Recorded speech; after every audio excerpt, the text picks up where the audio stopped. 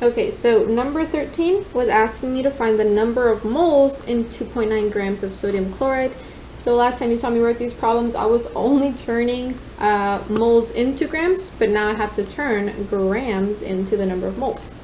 So the first thing, they give me sodium chloride. I need to find the formula for sodium chloride so I can find the molar mass. So sodium is Na, and it has a charge of +1 because it is in this first group, Na plus 1. And chloride refers to chlorine, and chlorine is in group 7A, and it will always have a -1 charge. So if I look at my charges, I have a +1 and I have a -1. They cancel out to 0.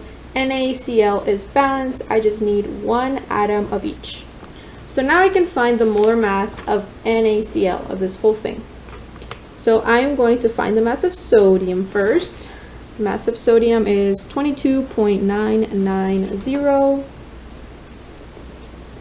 Because I don't have any subscripts, I can assume that I have one of each atom. So I have my sodium atom, now I need my chlorine atom. Chlorine has a molar mass of 35.453. 35.453.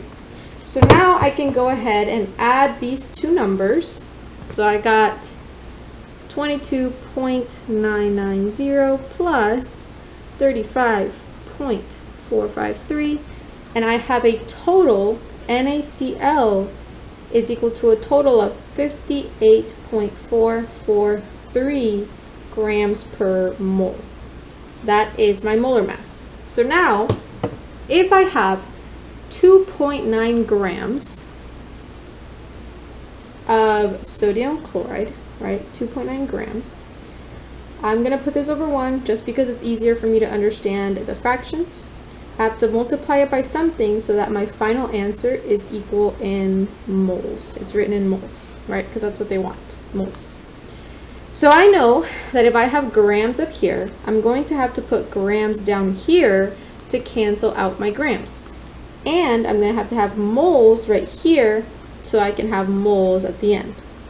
So I know that in 1 mole, right, if I extend this line, I do a 1 right here.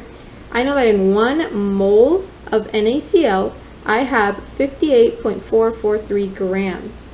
58.443 grams. So I can now cancel out my grams and just go ahead and divide what I need to. So this is going to be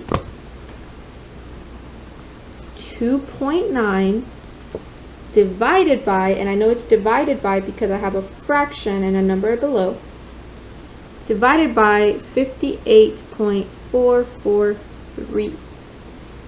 And that is my answer. So the number of moles is 0.0496. Let me write that a little bit bigger down here. 0.496 moles. And that is my answer. And then they don't ask me to round it to any single decimal place, so I'm just going to leave it as that. So again, to recap, any time that they're asking you to go from moles to grams or grams to moles, the first thing you have to do is figure out your formula, and from the formula, figure out the molar mass, the grams per mole, the molar mass. Once you have this, now you have your conversion.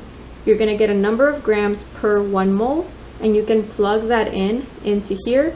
You either put moles on top, grams at the bottom, or grams on top, moles on the bottom, depending on what you want to cancel out. So in this situation, I wanted to cancel out grams, so I put grams below, moles at the top. All right, always remember, cancel out what is at the top and the bottom. And that is that.